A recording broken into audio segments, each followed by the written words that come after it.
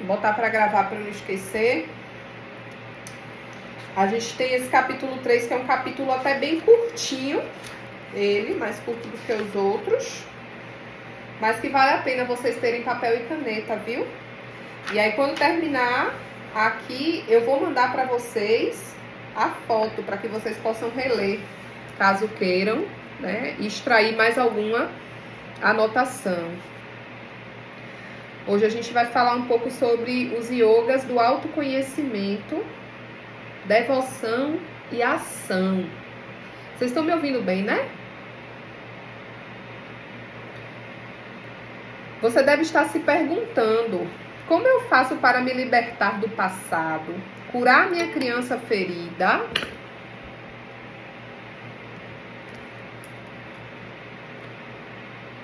Boa noite, Cris. Seja bem-vinda, meu amor. Vamos iniciar agora a leitura do livro. Depois você deixa aí no chat como foi esses dias, viu? De domingo pra cá, que no final eu vou querer saber como é que você tem passado, meu amor. Tá certo, tá bom então. Valeu, gente. Então, você deve estar se perguntando: como eu faço para me libertar do passado, curar minha criança ferida, superar meu eu inferior e fazer jorrar dentro de mim a fonte inesgotável do amor. Vamos então falar sobre as práticas que abrem os caminhos para a consciência amorosa. Então, se vocês quiserem, pode anotar aí: práticas de abertura de caminhos para a consciência amorosa. Essas práticas, elas levam à expansão da consciência de que precisamos para purificar nossa mente e alcançar a paz de que estamos tratando ao longo deste estudo.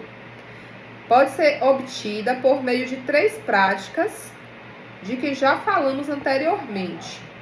Uma delas é o que a gente tem feito, né, bastante, que é o autoconhecimento. A segunda, devoção. E a terceira, serviço desinteressado. Jnana Yoga, que corresponde ao autoconhecimento. Bhakti Yoga, que corresponde à devoção. E Karma Yoga, que corresponde ao serviço desinteressado. Esses são os 3 pilares que elevam a consciência e permitem florescer o amor, cuja essência é a mesma paz. É a mesma da paz. Ou seja, a essência do amor e a essência da paz são a mesma. Quem consegue encontrar o amor, consegue encontrar a paz. Quem se encontra com a paz verdadeiramente, atinge também o estado de amor, né? Então, se eu atingo o estado da bem-aventurança, eu estou em estado pleno de paz e amor. Autoconhecimento. Na prática espiritual cotidiana, o primeiro pilar é o Jnana Yoga. Expressão em sânscrito que se refere ao caminho da autorrealização através do conhecimento de si mesmo.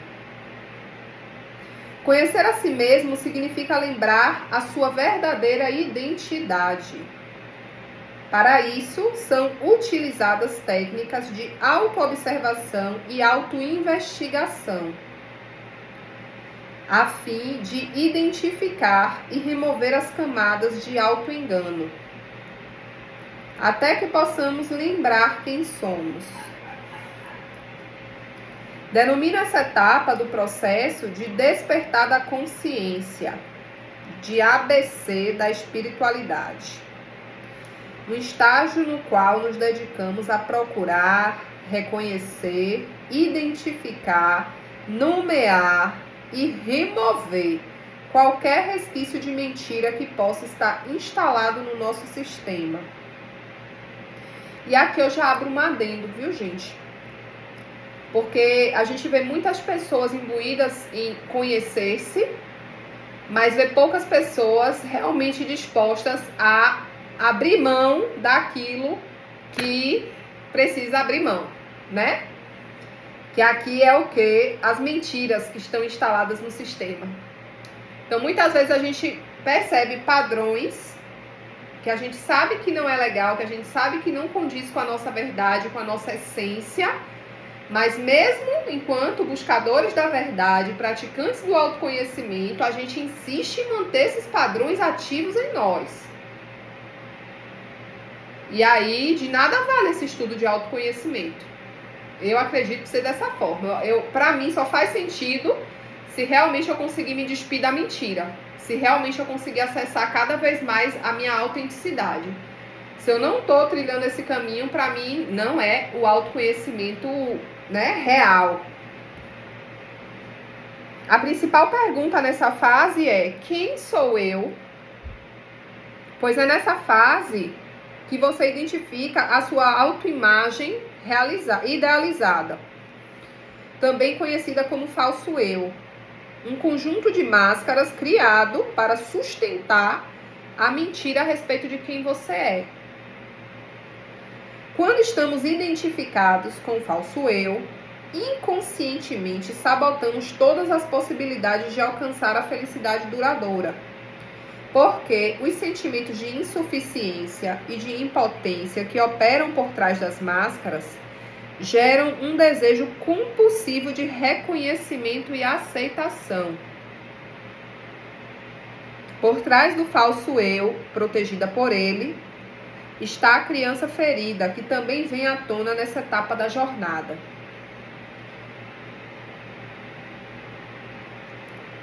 Aqui é importante salientar que, ao falar de espiritualidade, não estou me referindo à existência de um Deus ou de vida após a morte, ou ainda de espíritos. Espiritualidade é sinônimo de realidade, ou seja, é quando podemos ver além do véu da ilusão gerado pelas nossas crenças, para perceber a realidade que está por trás de todas as coisas. Portanto, o ABC da espiritualidade é uma ferramenta que nos ajuda a remover os mecanismos de defesa criados pelo falso eu, para que possamos finalmente nos lembrar da nossa verdadeira essência. No hinduísmo, tradição espiritual a qual meu mestre está vinculado, existe o conceito de Atman, que significa sopro vital, e se refere à alma, à essência, a vida única que fala em todas as bocas e vive em todos os corpos. Gosto de usar esse conceito, pois ele nos ajuda a ultrapassar as noções comuns de eu, que normalmente são utilizadas como identidade. Quem é você? Seu nome, seus pensamentos, sua história. Se puder ir além dessas fontes de identidade, você poderá reconhecer a si mesmo como o Atman, a presença divina que emana bem-aventurança e felicidade eterna. Ao reconhecer essa realidade, você sente a alegria sem causa. Você é feliz sem qualquer razão externa, pois você é a própria fonte da felicidade. Essa é a sua verdadeira identidade. E o caminho do autoconhecimento, o Jnana Yoga, te leva a essa percepção.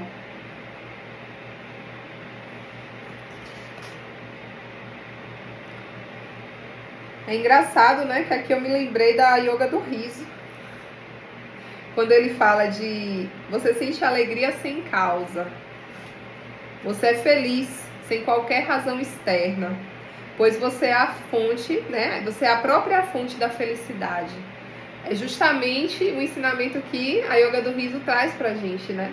Que é o acessar a alegria, acessar a felicidade, acessar o riso sem motivo, livre de causa externa, redescobrindo a partir da fonte. Por isso que a Yoga do Riso é também uma prática muito amorosa que pode nos conduzir a esse caminho do Jnana Yoga, que é de quê? Do autoconhecimento, né? Porque às vezes a gente está ali num momento que a gente tem uma catarse e aí do nada, no meio da catarse, a gente acessa coisas tão profundas da gente que a gente às vezes levaria tempos para acessar de outras formas, né?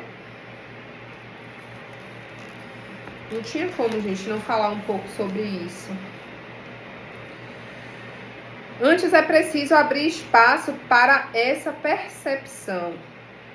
Observe, se você estiver ocupado pelo falso eu, se você estiver identificada com o transitório, com a sua autoimagem idealizada, a sua verdadeira identidade não poderá ser revelada. Ou seja, a verdadeira identidade do ser humano só se revela a partir do momento que ele se desidentifica da personalidade atual. Para haver espaço, ou seja, para o ser humano conseguir abrir espaço para a sua essência aparecer, vai ter que desconstruir completamente essa identificação com essa personalidade que está aqui. Entende? Então, enquanto a gente está conectada, enquanto a gente está vislumbrando, achando que eu sou Paloma, morena, cabelos cacheados, taroga, cartomante, vidente, não sei o que, trago seu amor de volta em 3 dias. Ai, Deus, cancela, cancela, cancela. Tá repreendido em nome de Jesus, só se fosse o amor próprio. Que eu lhe dou 2 peias por cima da cara, você num instante resgata a sua autoestima. Mas, gente, é sério, brincadeiras à parte. Se a gente estiver muito identificado com isso aqui, a gente não vai conseguir abrir espaço para o ser autêntico. Então, a gente vai precisar se desconstruir inteira para poder a gente conseguir realmente acessar a nossa essência. Por isso que muitas vezes, durante processos de autoconhecimento que estão muito intensos, que o autoconhecimento é a prática do Jnana Yoga, muita gente começa a parecer meio louca, viu? Inclusive eu tô começando a parecer meio louca. Vocês não reparem nessa maluquice não, porque Albert Einstein, tá entendendo? Andava com aqueles cabelos tudo lá em cima. Todo mundo achava que o cara era loucão e o cara era um gênio. Então, assim, a gente tem que desconstruir muitos padrões, porque na realidade a gente tá em busca, é como se hoje eu me vejo dessa forma, viu, gente? Cavando, cavando, cavando, cavando pra dentro. Só que muitas vezes nesse processo de estar cavando, cavando, a terra tô suspendendo, tô levantando, tá fazendo poeira, tá fazendo bagunça. A parada tá meio... Tô gravando, Lu. Não esqueci hoje, não. A menina me lembrando, graças a Deus. Me lembre sempre. Então, assim, nesse processo de cava, cava, cava, cava, cava, levanta poeira, faz bagunça, faz sujeira, fica caótico. Só que aí a gente tem que esperar também aquele momento de dizer assim, para aí um pouquinho a cavação, respira, volta lá em cima, bebe uma água, descansa, depois tu desce de novo e vai cavando mais. Porque entenda uma coisa, se você cava sem parar, maluco, o que é que vai acontecer? Você vai chegar em um estágio que essa terra que você levantou tanto, ela vai pegar você e ela vai soterrar você. Você tá entendendo? Porque você levantou tudo isso tudo aqui tá aqui, você fez o que com isso? Você deu tempo para poder pegar isso aqui e organizar? Você catou essa terrinha que tá aqui, você foi plantar sementes, raízes, foi usar no seu canteiro, no seu jardim. Você precisa fazer alguma coisa com isso aqui, minha filha. Porque se você ficar com essa merda toda aqui em cima, vai chegar o tempo que isso vai soterrar você. Você não vai mais pra canto nenhum dentro do seu processo. Você fica parada, estagnada. Que foi o que a gente conversou no comecinho, né, Paty? Sobre o conhecimento. Que você aprende pra ensinar. Que você ensina aprendendo e é um caminho que vai e volta. Então, sobre autoconhecimento é a mesma coisa. Não é porque é sobre mim que tem que ficar o tempo todo aqui. Só aqui. Eu tenho que fazer alguma coisa com isso. Beleza? Acho que deu pra pegar através dessa metáfora, né? Eu vou ler todos os comentários de vocês. Podem deixando aí, só não vou ler agora. Quando terminar aqui eu já leio e a gente entra na discussão. Mas se tiver alguma pergunta sobre o que eu tô lendo, só é levantar a mão aqui e deixar aí, que aí eu já dou uma atenção maior.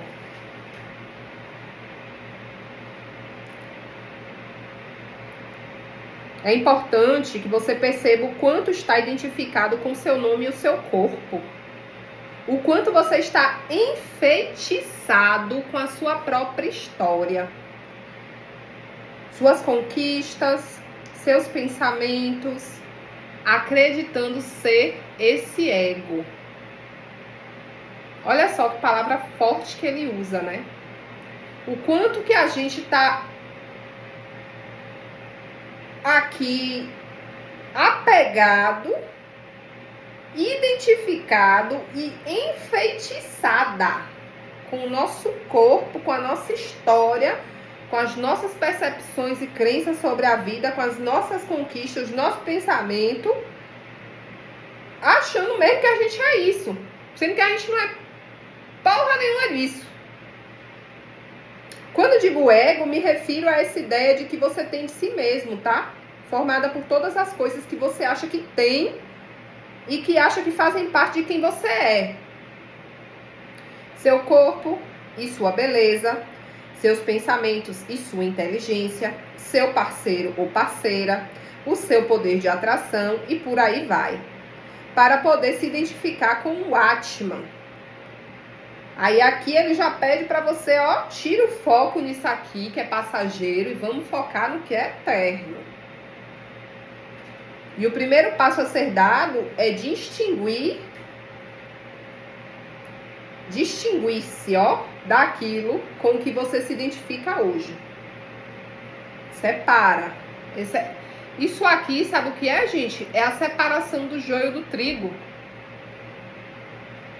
Quando Jesus disse que para alcançar a salvação haveria de separar o joio do trigo, é nesse sentido, porque a gente precisa, dentro do nosso processo de ascensão, aprender a separar dentro da gente mesmo aquilo que é real do que aquilo que é ilusão, do que é imaginário, do que é uma criação. A gente precisa aprender a distinguir.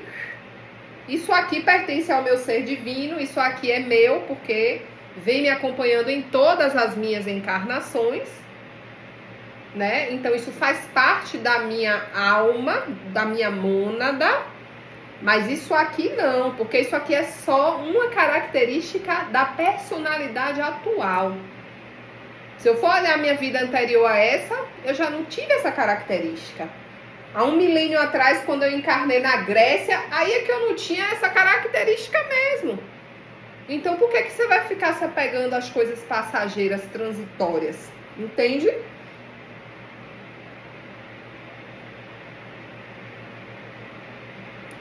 Esse processo, ele se realiza por meio da autoobservação, que é a principal técnica utilizada nesse caminho do Jnana Yoga.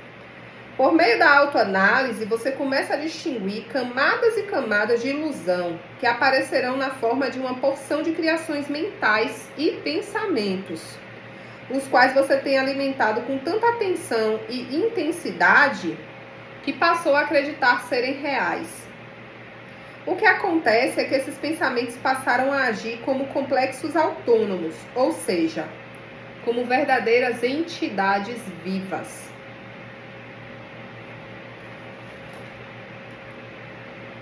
Você deu a eles tanta energia que eles passaram a agir à sua revelia. Portanto, no início do processo de autoobservação, tudo aquilo que você não é, mas acredita ser, será devidamente identificado. Todas as camadas de ilusão são removidas à medida que você as identifica, até que a verdade possa ser revelada. Esse é um processo doloroso para o ego, porque ele não quer ser desmascarado. Como a entidade investida de autonomia, ele irá lutar contra a luz, irá resistir e causar sofrimento, até que você pare de fazer esforço e decida entregar-se ao mistério da vida. Por que tanta gente inicia o caminho do autoconhecimento, chega na metade do caminho, para e fala, véi, isso aqui não é pra mim não, deixa pra próxima encarnação. Eu vou viver no mundão. Vou pegar minha cerveja, vou pro baile no final de semana, sabe? Vou me lascar em banda, porque não dá. Gente, é muito, sabe, desafiador, não é fácil, é para os fortes, a realidade é essa. Isso aqui é para os fortes, não é para qualquer um. Entende? Porque, meu irmão, na hora que o negócio começa a apertar mesmo, a gente pensa que vai enlouquecer, que vai surtar, que não vai dar conta.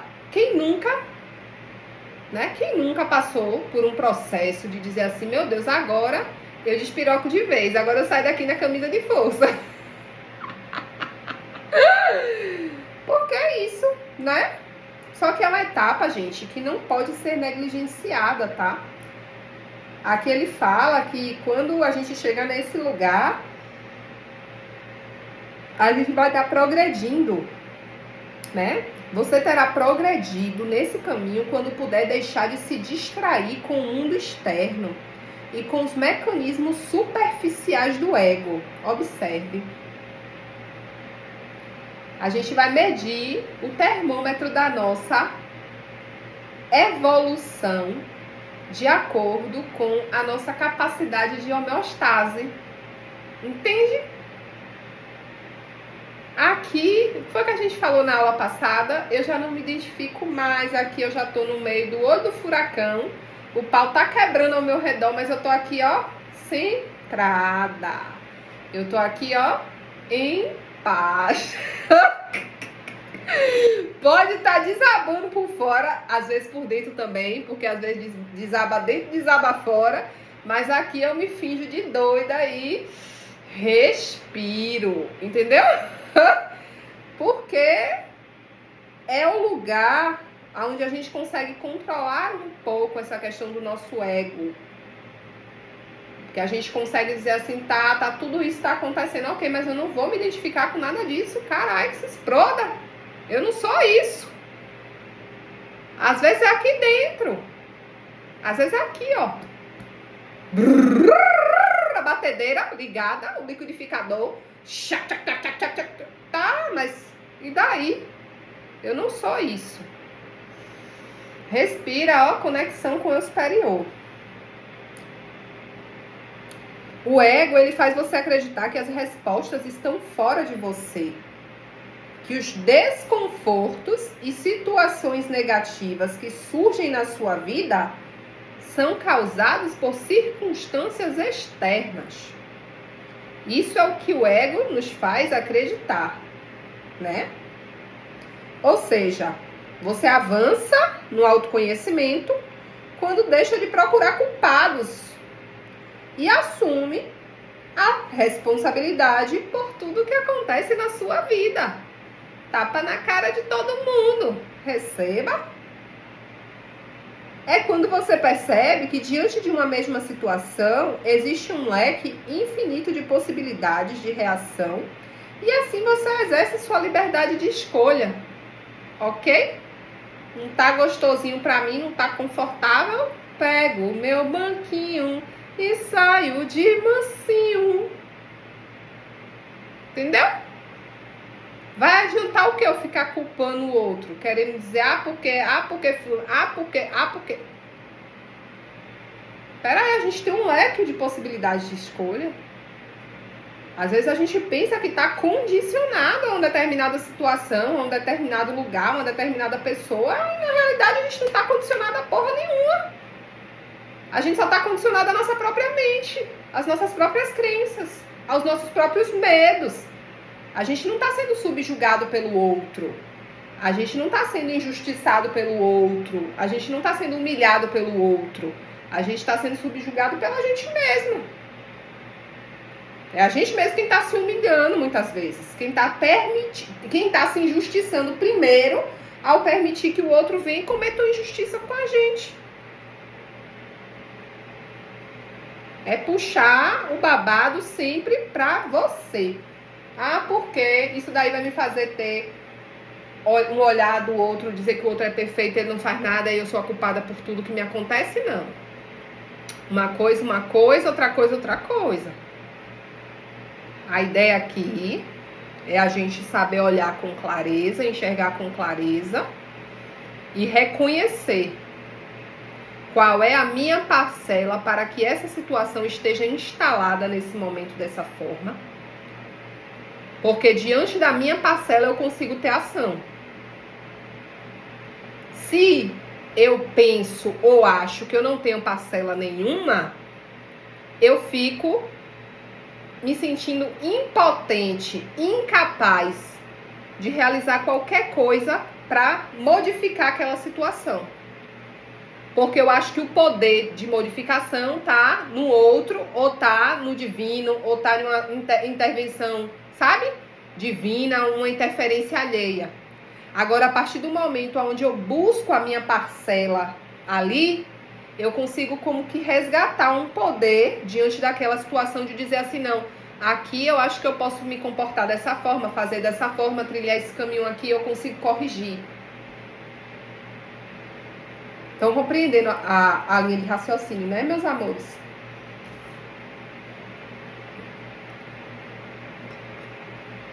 O processo de autoconhecimento exigirá muito de você. Porque ao mesmo tempo que você está identificado com aspectos positivos dos quais seu ego não quer abrir mão, a luz irá revelar também os aspectos negativos da sua personalidade. É bem possível que você se depare com características pouco agradáveis, como mesquinhez, arrogância, ira, avareza, orgulho, inveja, vaidade. E esse contato com o seu eu inferior poderá ser muito doloroso. Nesse momento, lembre-se, se existe sofrimento, é porque existe algo a ser purificado. Nossa, gente, eu até grifei essa frase, porque eu achei ela tão forte assim. É uma frase que a gente pode levar na vida para reflexão sempre. Se existe sofrimento, é porque existe algo a ser purificado. Esse é um sinal de que você está no caminho certo. E de que é preciso ir mais fundo. Em momentos como esse, lembre-se de que tudo isso não é você. E não é a sua realidade final. Então, tô sofrendo. Tô comendo pão que o encardido amassou com o rabo. Uai, tá no caminho certo. Isso também é autoconhecimento. Mergulha, vai sem medo, desce mais, cava mais. Tá cansado? Para um pouquinho, sobe lá, toma um fôlego, respira, dá uma limpada ali no terreno, ó. Depois volta e desce cavando de novo. Lembrando que isso não sou eu e isso também vai passar. E eu já passei por situações bem piores do que essa. Então, a tendência é ir melhorando, sempre. A fé, como eu disse, faz toda a diferença no caminho do buscador. Esse é um dos desafios do processo. Ao sair do estado do amortecimento e de ignorância a respeito das suas identificações, você pode ir para o outro extremo e começar a se achar um terrível monstro. E esse é um truque do ego, tá? É a mesma identificação voltando pelas portas do fundo. Então, o ego pode fazer você se sentir um santo, um anjo. E aí, quando você tá trilhando o caminho, você de repente começa a descobrir suas podridões, que é natural de todo ser humano. Aí, o que é que o ego faz? Como um mecanismo também de defesa e de tentar distrair você, começa a infligir culpa, ressentimentos, né? Frustrações. E aí você começa a se sentir o quê? Um cãozinho, o pior das criaturas. E aí você quer parar do mesmo jeito que você não vai dar conta, né? Você não vai dar conta. É por isso que dentro das congregações, dentro das doutrinas, geralmente as pessoas não evoluem muito nesse caminho de autoconhecimento. Porque existe esse fator inibidor, que é puxando de um extremo para outro. E ninguém quer dar de cara verdadeiramente com as sombras. Entende? Então a pessoa pausa, a pessoa estagna, a pessoa fica naquela ilusão ali do dogma, da doutrina, daquilo que é perpassado pela hierarquia maior, né? Pelo padre, pelo pastor, pelo sacerdote, pelo pai de santo, enfim, não importa. Mas ali ela fica estagnada. Ela vive aquele mundinho ali que, querendo ou não, Deus que me perdoe, Senhor, com todo respeito, mas é também uma ilusão, né? Se ela for parar para analisar muito bem. É também uma ilusão. Lembre-se de que, quando não puder se reconhecer como uma manifestação do amor e da luz, ainda existe uma camada de mentira no seu sistema. Ou seja, o lugar onde você tem que chegar é o lugar onde você se olha, se vê, se sente e se reconhece como sendo a plena manifestação do amor e da luz. Pronto. Se eu cheguei nesse lugar, perfeito. Se não, eu tenho que cavar mais. O seu trabalho deve ser direcionar sua intenção para se tornar capaz de superar a ilusão.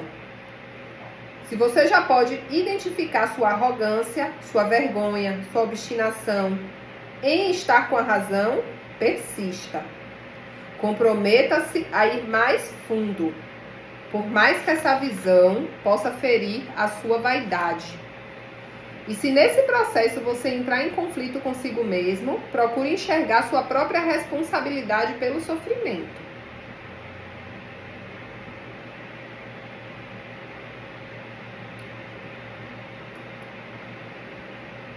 Aos poucos, você vai percebendo que os jogos destrutivos são apenas pensamentos, são nuvens que passam, com as quais você não precisa se identificar. As nuvens podem ser escuras ou claras, mas são apenas nuvens. Você é o céu que testemunha as nuvens. Quando puder observar aquilo que é transitório, sem se apegar, sem se identificar, você estará próximo de reconhecer a sua identidade. Agora a gente vai falar sobre devoção, que é o segundo pilar, também conhecido como Bhakti Yoga, sobre o qual falamos no capítulo anterior. Mas, como ele é muito pouco familiar aos ocidentais, deixe-me acrescentar algumas palavras para esclarecer alguns pontos. Esse caminho implica uma transformação alquímica. Ele é uma consequência do seu progresso no primeiro pilar. Ou seja, o caminho da devoção é uma consequência do caminho do autoconhecimento. Quanto mais você progride em autoconhecimento, mais capacidade, mais facilidade você tem de acessar o caminho da devoção. Nessa etapa, podemos finalmente aprender a transmutar a luxúria, nossa tendência a distorcer a energia sexual vital para escravizar o outro e suprir nossas carências. Olha só, isso aqui é forte, viu? Isso aqui é forte, porque isso aqui ele tá falando superficialmente de uma coisa chamada magia sexual, que muita gente pratica conscientemente, algumas pessoas praticam inconscientemente. Mas, alguém aqui já assistiu a Profecia Celestina? Cacau já, Paty já. Quem não assistiu a Profecia Celestina, assista. E eu recomendo também que leiam depois o livro da Profecia Celestina. Porque é um estudo muito interessante que fala a respeito do vampirismo, né? De todo ser humano ser um pouco vampiro. Todo ser humano acaba drenando o outro, consciente ou inconscientemente, querendo ou não. E o sexo, ele é um portal gigantesco, aberto, para esse tipo de drenagem energética, né? Outro dia, conversando inclusive com o Lu, a gente estava falando sobre isso. E a questão da mulher que entrega o poder dela, o poder pessoal, nas mãos da pessoa com a qual ela se relaciona sexualmente. Então a troca no sexo, ela tem que ser muito bem estudada. Ela tem que ser muito bem escolhida. A gente tem que saber muito bem com quem a gente troca a nossa energia sexual. Porque a gente está trocando, na realidade, energia, literalmente falando, né? A gente está trocando leucócitos, porque beijo na boca, beijo de língua e sexo de todos os tipos, há uma troca de leucócitos, que são células, tá? E essas células, elas contêm toda a informação genética do ser humano e das suas linhagens. Ou seja, quando você beija na boca de língua, quando você faz sexo, você está trocando informação genética com essa pessoa também. Você está recebendo carga genética dessa pessoa e está dando sua carga genética para ela. E não para por aí. Se a pessoa teve 10 namoradas, todo mundo tirou as caras do babado de uma vez só. Foi o que vocês viram? É problema na rede. Entendi agora. Foi problema na rede. Eu falei, pronto, toquei num assunto aqui que não era para tocar. Mas vamos lá. A relação, ela não se extingue ali com aquela pessoa com quem você está se envolvendo, tá? A relação, ela vai além. Por exemplo, eu tive 10 namorados no passado. Vamos supor que eu tive 10. Troquei leucócitos com os 10. Cada um desses 10 teve 10. Ou seja, 10 vezes 10 dá quanto? 100? É com quantas pessoas eu estou me relacionando. Não foram com 10, foram com 100.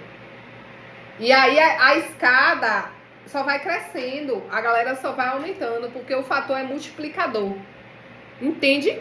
Então, quando eu comecei a entender isso, gente, vocês não têm noção. Eu fiquei chata, eu fiquei abusada. E nunca fez tanto sentido pra mim aquele ditado do antes só do que mal acompanhada, sabe?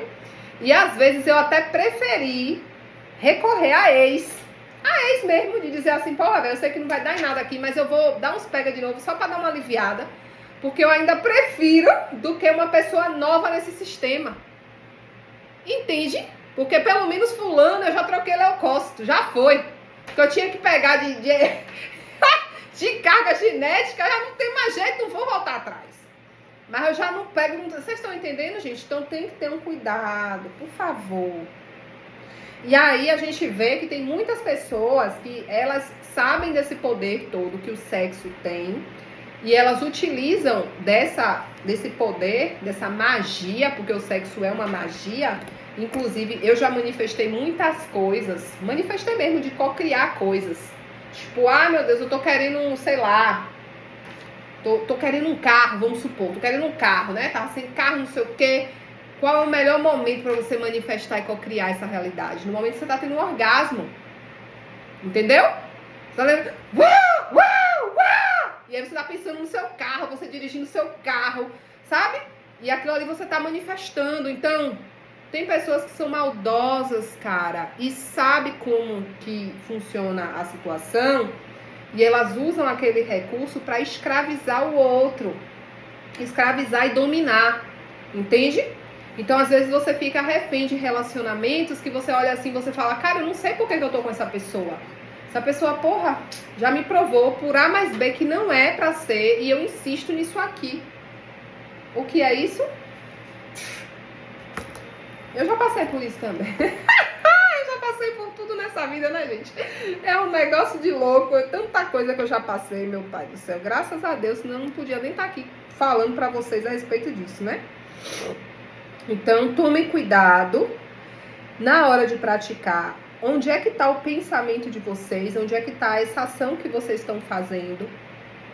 Porque se o pensamento de vocês não estiver focado, voltado ao bem, à luz... Se o outro já não tá com a energia legal e a sua tiver assim, distraída, distorcida, fudeu. Fudeu negativamente falando, sabe? Agora, se você tá com a energia mais centrada, se você tá com o pensamento elevado, a vibração nas alturas, você pode alquimizar aquele movimento ali. Entendeu? evitando até determinados tipos de coisa. E eu falo de contaminações, tá? Contaminações energéticas e contaminações físicas. Porque o padrão físico, o padrão energético da pessoa, quando ele é muito elevado, ele impede que a pessoa até acabe se contaminando fisicamente com determinados tipos de doenças. Ela pula fogueiras, literalmente, sem saber que tá pulando, porque a vibração dela é nas cucunhas. Então, às vezes, ela se relaciona, só que o vírus, a doença ali não pega. Por quê? Porque não tem frequência para pegar. Agora, se é uma pessoa que tá com uma energia baixa, ela se lasca inteira. Aí começa, é candidíase, é gonorreia, é não sei o quê, é tererê, e corre pro médico, e faz isso, faz aquilo, né? Então, tem tudo isso. A maioria das pessoas que utilizam a energia vital para escravizar, gente, geralmente são pessoas muito carentes emocionalmente. Pessoas carentes afetivamente. E aí elas utilizam dessa energia para poder escravizar o outro, para suprir aquela carência que ela tem, né? Em vez de cairmos nesse jogo, a devoção nos ensina a direcionar a energia vital de maneira saudável para uma entrega desinteressada ao outro. Como vimos antes, o caminho da devoção passa por um relacionamento da sua energia para uma manifestação divina que acordou a sua fé. Pode ser um mestre, um guru, ou mesmo sua intuição, o seu Deus interior. Você coloca essa expressão no mistério da vida em primeiro lugar e dedica sua vida a ela. Tudo que você faz é para algo maior que você experiencia. Ele está na sua mente e no seu coração o tempo todo. Você dedica a ele cada prato que cozinha, cada louça que lava, cada roupa que veste, cada ato ou conjunto de ações. É uma prece ao seu bem-amado. Você se torna um amante de Deus. Aqui me lembra muito Madalena, né? E o caminho devocional dela com o Mestre Jesus. Então é um outro estudo que aqui só tem mulher. Eu acho que vale muito a pena depois, quando a gente tiver, né, tempo, a gente vai no futuro também aprofundar aqui no treinamento ascensional. Mas quem quiser já ir adentrando esses mistérios e se conectando com essa energia de Madalena, tem muito a ver aqui com esse caminho da devoção, tá? Devoção é sinônimo de amor. Nela, tudo é feito com amor. Amor é o grande mistério, que pode se manifestar nas mais diferentes formas. Esse amor começa a se expressar muito sutilmente, à medida que o conhecimento vai iluminando a sua mente. Conforme você vai abandonando sua identificação com o falso eu, sua história e seus condicionamentos, sutilmente a luz do amor, que é a sua verdadeira essência, começa a se manifestar, como um pequeno córrego. Isso acontece aos poucos, porque sua energia e sua vitalidade ainda estão muito comprometidas com os jogos da luxúria e seus desdobramentos, como a disputa pelo poder.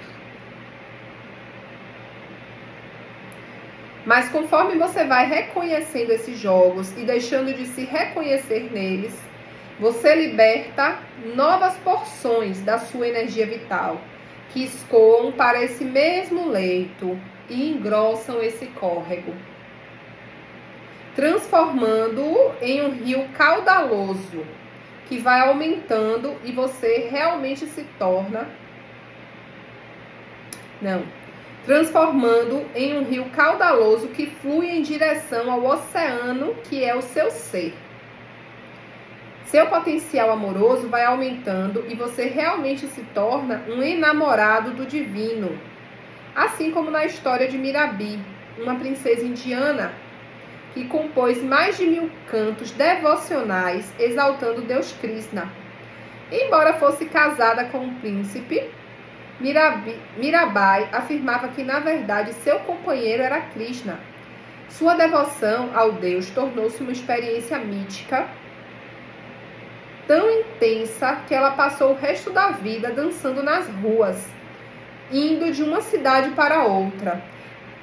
através dessa peregrinação que a levou a atravessar o norte da Índia.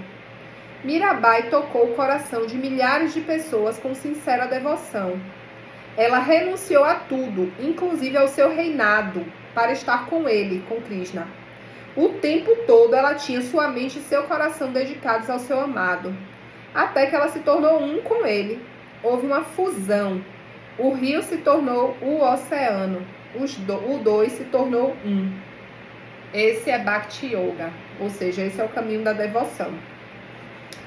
Eu já tinha lido esse conto, inclusive tem uma reflexão sobre ele na série do Tarô da Transformação de Osho, que são uns vídeos que eu fazia diariamente. Cris foi quem acompanhou bem esses vídeos, depois se vocês quiserem acompanhar. Tem um conto que fala sobre, né, essa indiana, e é incrível, gente, como que a pessoa, quando ela começa a acessar esse estado, ela chega em um ápice, e é dito, né, eu tenho que dizer, eu vou dizer, eu não posso não dizer, que toda pessoa que se ilumina, ela de alguma forma, ela é meio que taxada de louca, porque realmente ela faz coisas que são paranormais e anormais.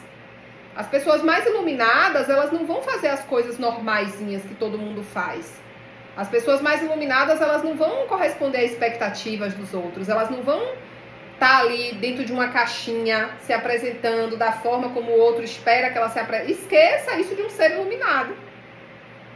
Entende? E é interessante a gente ter esse olhar e ter essa visão por dois motivos. O primeiro motivo é, bom, se a gente está aqui no treinamento ascensional, buscando ascensionar, a gente está buscando iluminação. Ponto. Porque ascensão e iluminação é a mesma coisa. Então a gente precisa estar disposto a pagar esse preço. E aí, você vai querer pagar o preço da loucura? Você vai querer pagar o preço das pessoas lhe olharem de cara torta e dizer assim, ó, que mulher maluca, que mulher doida. Poxa, olha pra conversa dessa mulher. Você está disposta? Olha para a roupa dessa mulher, olha para o comportamento dessa mulher, porque é criticado, é julgado, é taxado. Você está disposta a dizer assim, nossa, eu vou abrir mão. Gente, tem gente que não está querendo abrir mão da sua vontade, do seu desejo do aqui e agora. Ah, eu estou com vontade de comer uma acarajé e tomar uma cerveja. Ah, eu não vou assistir treinamento ascensional nenhum. Eu vou tomar meu acarajé mesmo. Tomar minha cerveja e comer meu acarajé. Podia esperar para amanhã é sábado, amanhã é quinta. Podia esperar para sexta, podia esperar para sábado, mas não, eu quero hoje. E o treinamento ascensional que fique lá esperando o que eu vou fazer hoje. Então, se a pessoa ela não tem a capacidade de abrir mão de uma coisa pequena, você acha que ela vai ter de abrir de uma grande? Como essa mulher teve, como Buda teve, de abrir mão de um reinado, de um império. Entendeu? Então, assim, Madalena era muito rica. Muito rica. Madalena abriu mão para viver o caminho da devoção com Jesus. Só que isso a história não conta. A história apresenta Madalena como uma prostituta. E Madalena nunca foi uma prostituta. Madalena era uma sacerdotisa. Que inclusive era iniciada nos mistérios sexuais, na alquimia sexual. Madalena era isso. E Madalena usava o bracelete, que era uma serpente. Tô me arrepiando toda, pra aqui. Ó, me arrepiando toda. Ela usava aquele bracelete de serpente, que na época somente as sacerdotisas, que tinham iniciação nos mistérios, que era tudo muito oculto, muito velado, de magia sexual utilizavam. Então, essas sacerdotisas eram taxadas de prostitutas, porque eram mulheres que literalmente praticavam magia sexual. Mas não tem nada a ver com prostituição. E a igreja quis acobertar a situação. Por quê? Porque não podia vazar que existia uma magia sexual. Porque se isso vaza, a galera ia ficar ensandecida. O que é isso? O que é isso? Como é que faz isso? Né? Então, vamos apresentar aqui como prostituta, que é mais fácil. Então, é isso. Então, a gente tem que parar aqui, respirar um pouquinho, nessa história dessa maravilhosa Mirabai e compreender que a gente precisa, para assumir o caminho da devoção, a gente precisa ter algo maior com o qual a gente se apoie. Devoção, devoto. Fulana é devota de Santa Terezinha. Fulana é devota de Nossa Senhora da Conceição.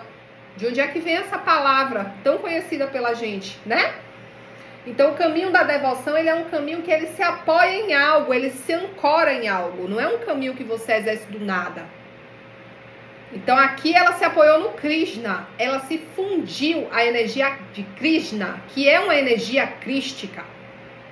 Ok? Que é a mesma energia de Buda, que é a mesma energia de Jesus Cristo e de diversos outros avatares que existiram no planeta Terra e também se iluminaram.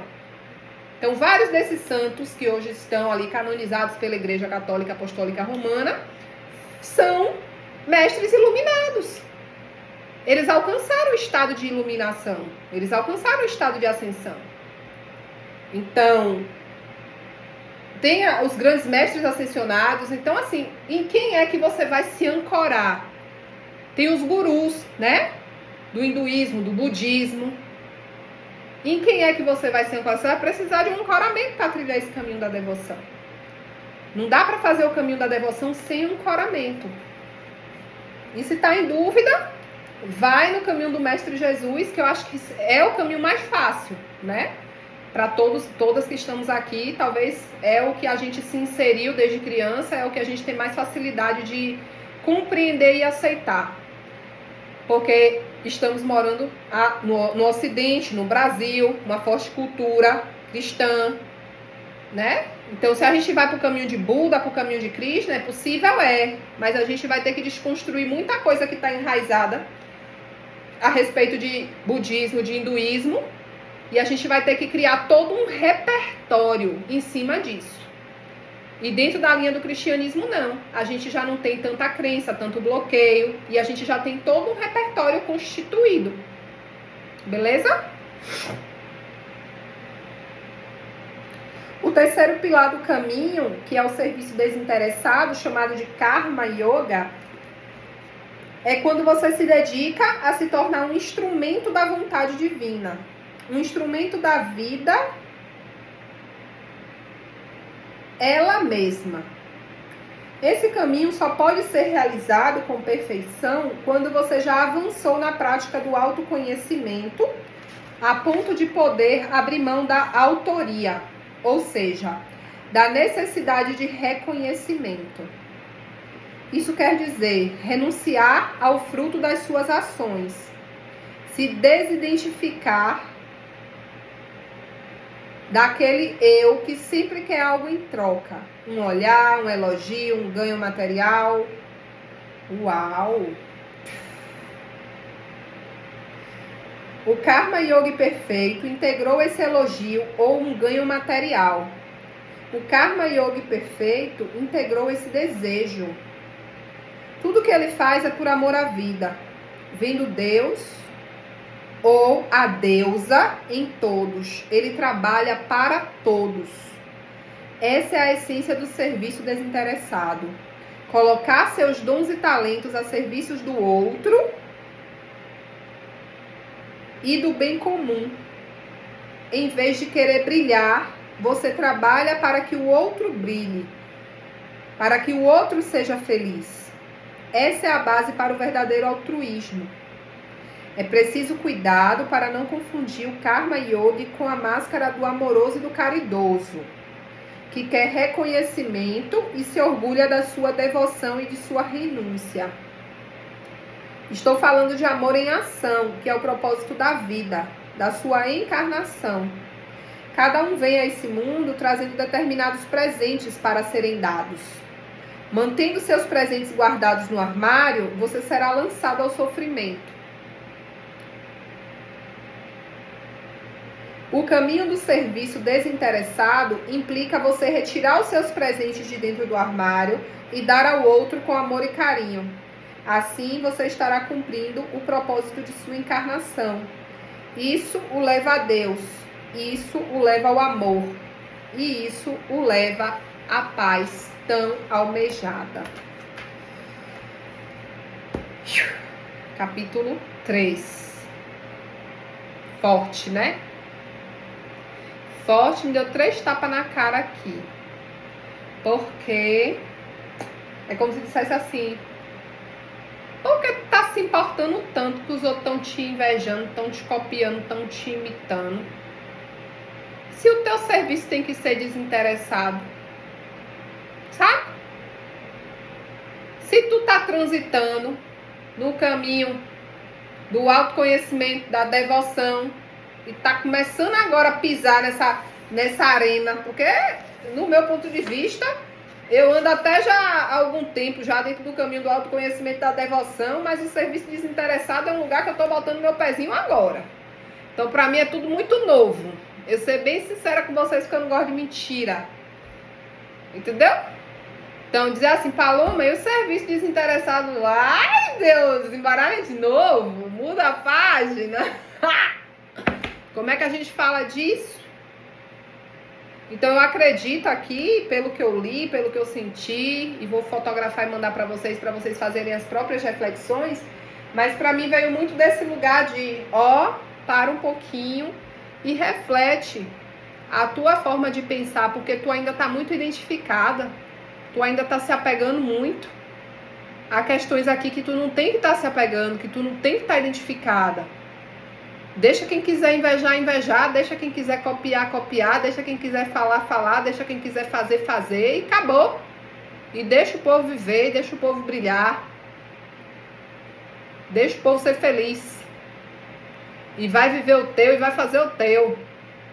Desconectada de tudo isso aqui, porque na realidade tudo isso aqui é só uma ilusão. E tu tem que estar olhando é pra aqui, pra dentro de tu. Mergulhando é aqui, dentro de você. Então, pra mim, foi assim,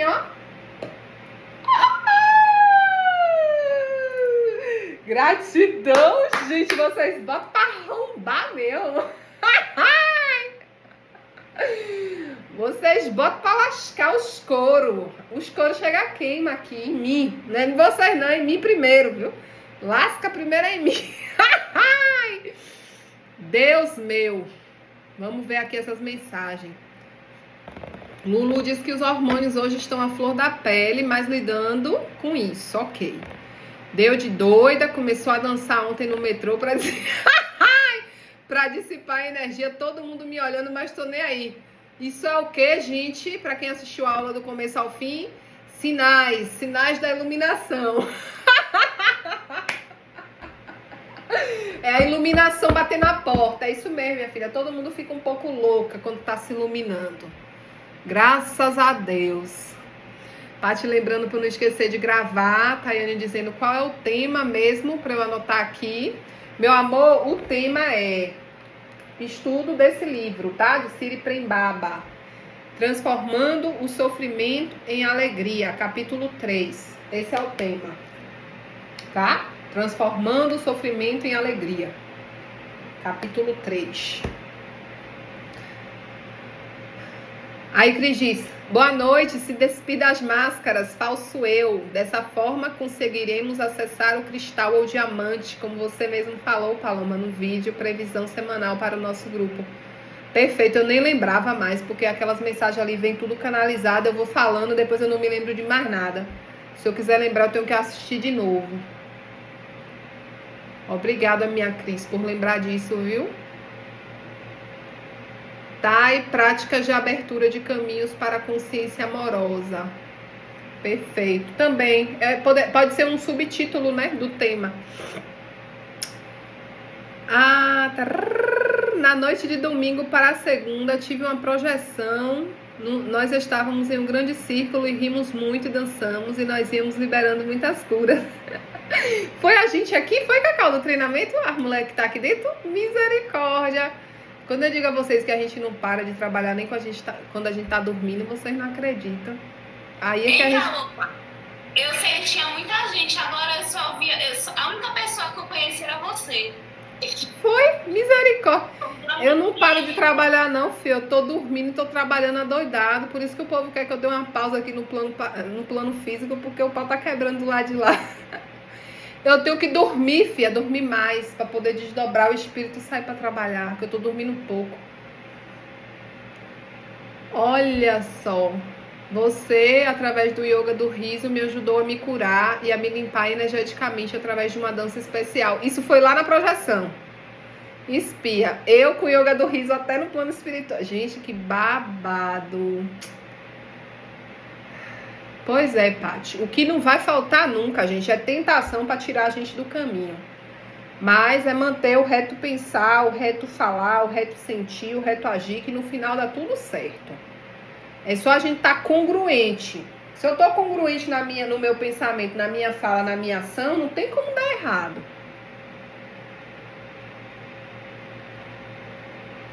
Aí Cris falou que quando começa a pegar fogo na aplicação do reiki. A parada tá funcionando, ela dorme e esquece. Graças a Deus. Entendi agora. Vocês têm que arrumar formas de colocar essa energia pra circular, viu, gente? Não pode ficar reprimindo, não. A energia sexual tem que ser canalizada e colocada a expressão em algo, que pode ser uma atividade física, que pode ser o próprio toque mesmo, através da masturbação, que pode ser, sei lá, a criação de projetos, colocar projetos ali que estão engavetados para realmente materializar, realizar esses projetos. Mas essa energia, ela precisa ser trabalhada, porque quando a gente reprime muito a energia sexual e fica com ela muito tempo parada ali, ela acaba se tornando uma usina, tá? É tipo assim, ó, tá aqui, ó, paradinha. Aí você vai crescendo, daqui a pouco começa a transbordar. E aí o que é que começa a atrair? Um monte de vampiro, sabe? Um monte de mosquito. E aí chega a gente, daqui a pouco você tá de noite dormindo e os vampirinhos tá ali no canudo, ó. E aí não é legal. Sob hipótese nenhuma. Bota essa energia pra trabalhar. Eu mesmo, minha filha, eu tenho meus brinquedos aqui, não abro mão. Então, se eu não tiver com meu boy pra dar minha namorada, eu namoro-me sozinha. Ó. Love me. Boto uma música gostosinha, acendo um incenso, acendo uma vela, fecho o campo. Crio, porque até pra isso a gente tem que, né, ter os nossos cuidados. Crio o meu campo de proteção. E ó, tomo meu banhozinho relaxante, às vezes tomo um vinhozinho e vou me namorar e tá tudo certo. Tem nada errado aqui. Thay disse assim, perfeito, tenho pensado exatamente assim. Não sou isso, quando me vejo surtando, explodindo com algumas situações. E às vezes vai ser necessário surtar e às vezes vai ser necessário explodir também, tá tudo bem, viu? Que é que nem a energia sexual. Às vezes a gente tá na tampa de coisas que a gente vem engolindo a vida toda, na tampa de situações de pessoas que vem fazendo a gente passar raiva o tempo todo. E vai ser necessário a gente colocar um limite nisso. Vai ser necessário a gente dizer um chega. Porque se a gente fica só aceitando, acolhendo tudo, na hora que explodir, aí assim, das duas mãos, você explode vomitando meio mundo de lixo, e às vezes explodindo com a pessoa errada, na hora errada, no lugar errado, ou então você implode, o que é pior. Porque a implosão implica em um desdobramento de doença física. E geralmente implosão implica em câncer, implica em tumor, implica em um bocado de porra aí que pode estourar no seu corpo físico e você poderia ter evitado caso você tivesse soltado, né? O ideal, gente, é a gente encontrar o ponto de equilíbrio de perceber, estar atento para perceber o momento do desconforto. Então, se eu passei por uma situação, se a pessoa me fez passar um desconforto, aqui, agora, eu já busco nesse exato momento solucionar isso. Comunicar à pessoa, isso está desconfortável para mim. Ai, mas Paloma, tem visita em casa, não posso falar com fulano agora, ok. Espera a visita sair. Chama fulano no quarto e fala, ei, olha pra mim, olha nos meus olhos, para com isso. Tá feio, tá besta, isso tá me machucando. É o que você quer? Você quer me machucar? Então, assim, comunicar o que você pensa, o que você sente, dialogar. Vale com o marido, vale com o filho, vale com criança, vale com velho. Eu sou essa pessoa, com minha filha de 8 anos, com meus pais de 70, com qualquer pessoa que chega pra mim pra lidar em qualquer situação. Eu tô sempre falando muito, falando o que eu penso, falando o que eu sinto. Por isso que a mesma quantidade de gente que me ama é a mesma quantidade de gente que me odeia. Porque eu desperto isso nas pessoas, entendeu? Porque nem todo mundo está disposto a essa transparência toda. A maioria das pessoas prefere estar se escondendo. É isso. É bem isso. É desafiador, mas a gente está no caminho certo. Somos caminhantes, aprendizes e professores. Tudo junto e misturado. Exatamente, Paty. O tempo todo. E a gente vai morrer assim. A gente tem que ter essa consciência. A gente pode estudar o que for, o tempo que for, que a gente ainda vai morrer sem entender tudo, sem saber tudo sobre aquele tema. E a gente vai ficar velhinho, gagar nas muletas e ainda continuar estudando sobre aquilo e tá tudo certo.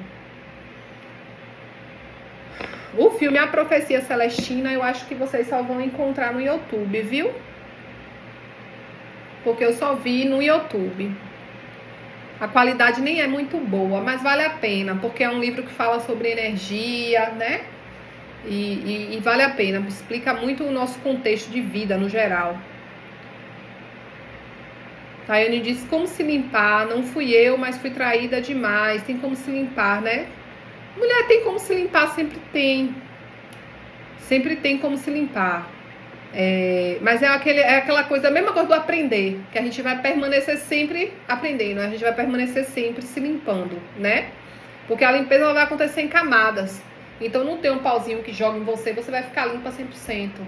Mas todas as técnicas de cura e de limpeza, né? Tipo mesa radiônica, o reiki, a cura arcturiana, a terapia tameana, a apometria, as próprias técnicas de vaporização uterina, banhos de asseio, purificação uterina, meditações de limpeza e purificação do ventre. Tudo isso vai contribuindo e auxiliando no processo de liberação de toda essa densidade, tá? Então é você buscar recorrentemente uma técnica ou outra e tá sempre utilizando as mais variadas e diversas, porque elas vão se complementando ao longo do tempo. Existem também as famosas cartas, né, de divórcio energético, o próprio divórcio energético por meio do Theta Healing, o divórcio energético por meio de uma, sei lá, de uma magia que você faz ali para divorciar e limpar aquele campo. Existem várias formas. Desde formas gratuitas no YouTube, como são essas meditações guiadas que eu falei com vocês aí, só é digitar lá, meditação de limpeza do ventre, meditação de limpeza sexual, até você pagar realmente para obter recursos mais avançados. E isso tá... a Paty até respondeu aqui já embaixo, não tinha nem visto. Lulu, pode falar, minha Lulu. Você levantou a mão. A dita problemática, achei no YouTube, kkk. Foi o que, moleque, a dita problemática? Não entendi, não. Ela disse que achou... As que falam, aquelas que falam, né, que trazem a verdade. Sim. São as ditas problemáticas. Aqui em casa eu também sou assim. Pessoal, a ovelha negra da família. Por que isso? Agora sim, também é a ovelha negra que liberta. Porque a família toda se espelha. E mais cedo ou mais tarde você vê o padrão começar a se repetir nas outras pessoas. Porque hoje, 6 anos depois que eu iniciei esse processo, né, de autoconhecimento, hoje eu vejo minhas irmãs, eu vejo meus irmãos, aos poucos, cada qual no tempo deles. Mas todos eles demonstrando algum nível de interesse, de prática com relação a essas coisas. Aí eu digo, tá pegando, tá tocando. Uma hora engrena de vez, né? Mas eu não forço ninguém a nada, é cada um no seu tempo. Eu não tô aqui pra isso, né, meus amores?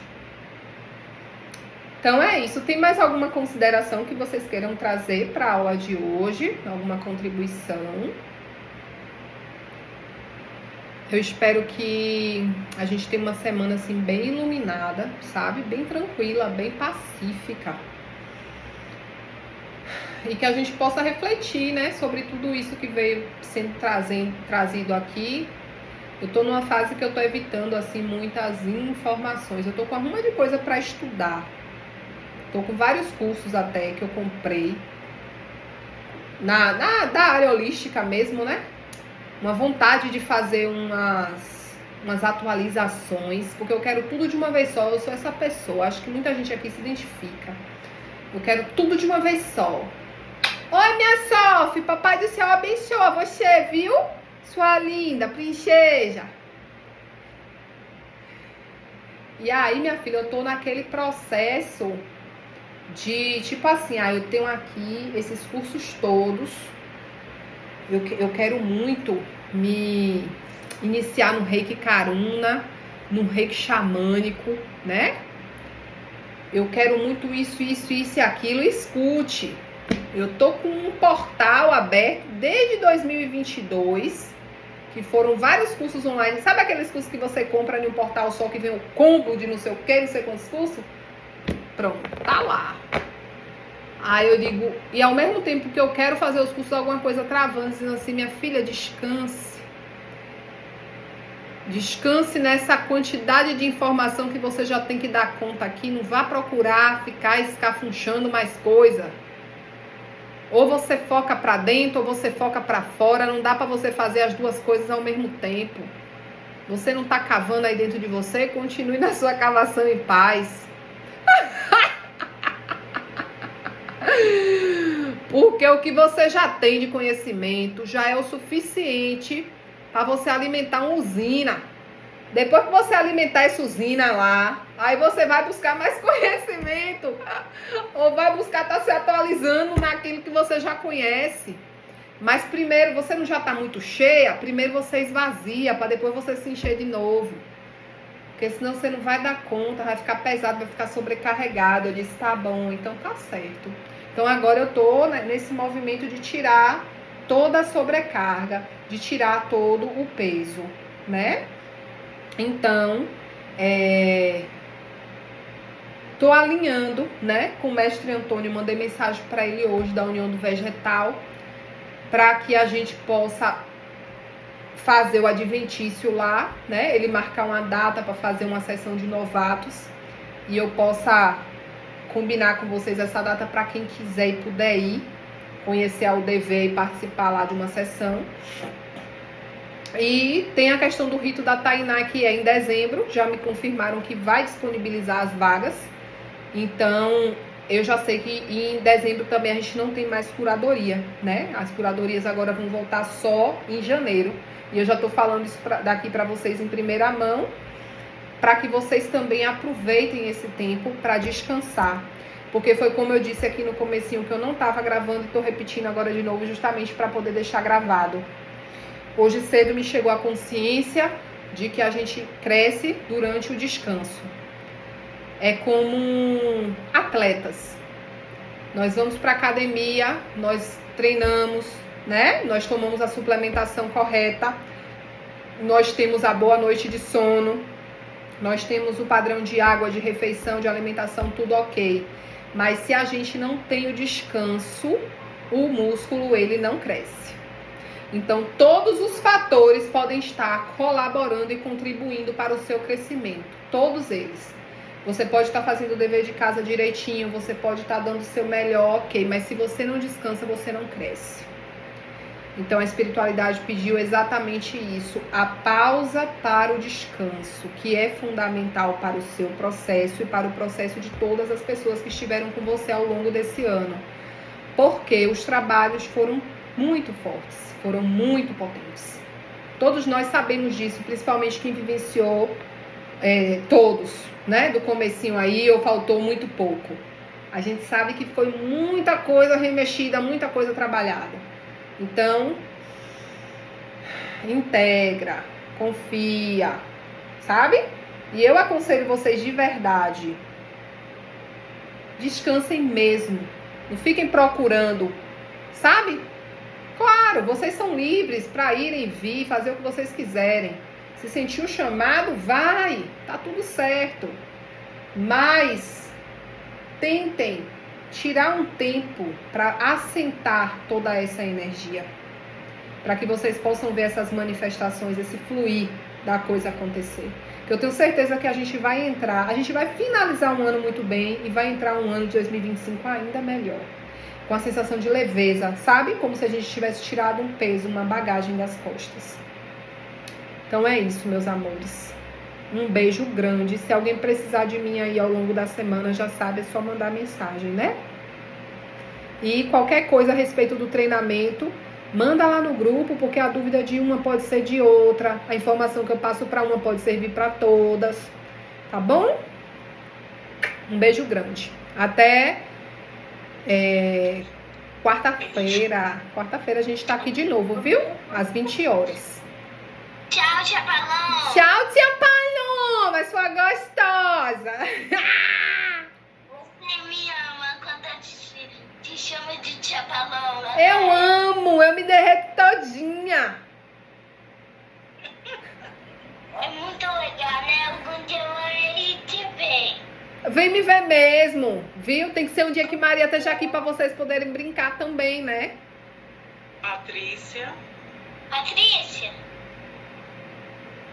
sua casa já tá decorada? Minha casa tá de Halloween, tá vendo? Podia só decorar quando já tivesse no Halloween. Tá vendo aí? Ainda, querida. Quem aguenta uma figurinha dessa, velho? Fala com tia Luísa. Oi, tia